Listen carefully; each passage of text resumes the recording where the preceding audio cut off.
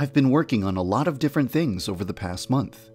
I'm very eager to show you these things in close detail, but today I need to talk to you about something else. My next video will be about a cool new addition to the game, but this video is going to be about my update schedule. Over the course of the past 3 years, I've established a routine. On the 1st and 15th days of every month, I upload a new build and a new YouTube video. Sometimes I'm a day or two late, because I'm working on a very elaborate video. My last video was so elaborate that it didn't come out until the 6th. But there weren't any other videos for the rest of the month. So, what happened? Well, when I'm working on a video, I stop checking my email so that I can spend all my time producing the video. My 34-minute rejection video took so long to make that when I finally finished it, I had 6 days worth of email to catch up on. Don't get me wrong, all of that email was essential to the game's development. All of that stuff you saw at the beginning of the video wouldn't exist without help from volunteers. So it's necessary for me to spend time communicating with them and providing feedback on their work.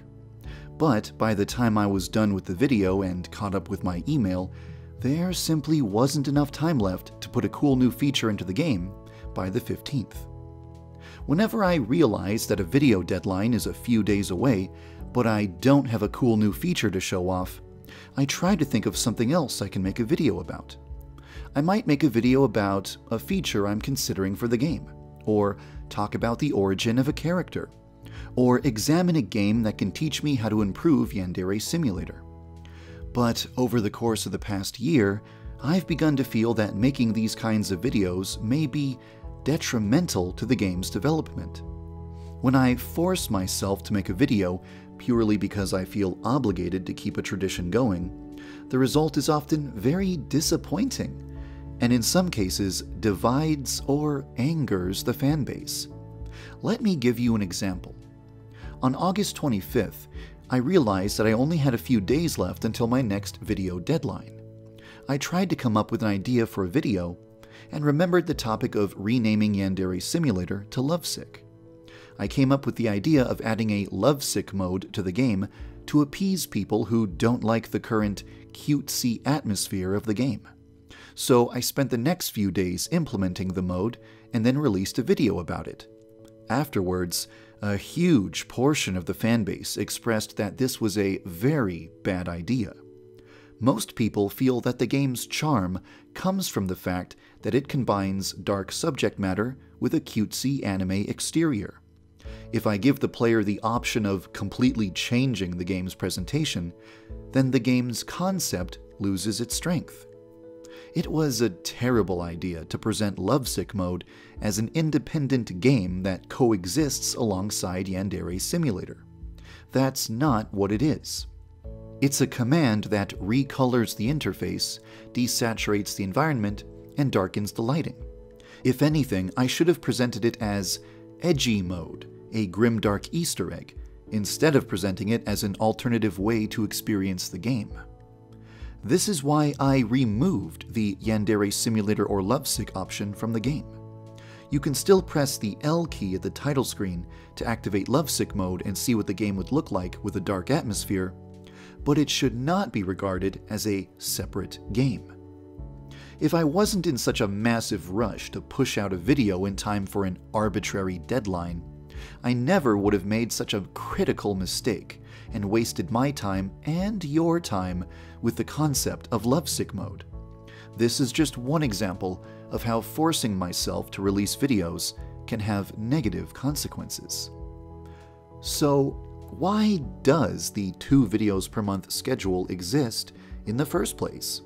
It's a tradition that dates back to 2014, when I first began working on the game. Very early in the game's development, I posted threads about the game on a message board once per day to talk about my progress and ask for suggestions. Every one of these threads was incredibly popular, often reaching 300 replies in a single night. One day, someone warned me that people might eventually get sick of hearing about Yandere Simulator if I continued to make threads about it every day for a long period of time. they suggested that I should only post about the game once every 2 weeks to prevent people from getting sick of hearing about it. I thought this sounded like very wise advice, so I decided to limit my threads to the 1st and 15th days of every month. This eventually morphed into the tradition of uploading new builds and new videos on the 1st and 15th.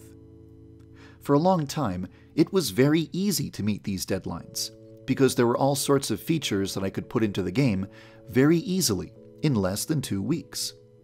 However, at this point in time, there is no more low-hanging fruit. In other words, all of the features that remain to be put into the game require more than 2 weeks of work. This is the reason why there have been so many filler videos throughout 2017. These videos take away from development time, introduce concepts that many people aren't interested in, and usually just wind up making the fan base angry. It's a lose-lose for everyone. That's why I'm considering the idea of abandoning the 1st and 15th schedule that I've been using up until now. From now on, I'd like to upload videos only when I have something significant to show off, not when the date on the calendar reaches an arbitrary number.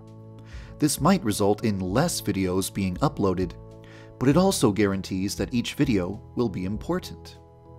In case you're worried that I'll go absolutely silent for long periods of time, don't worry.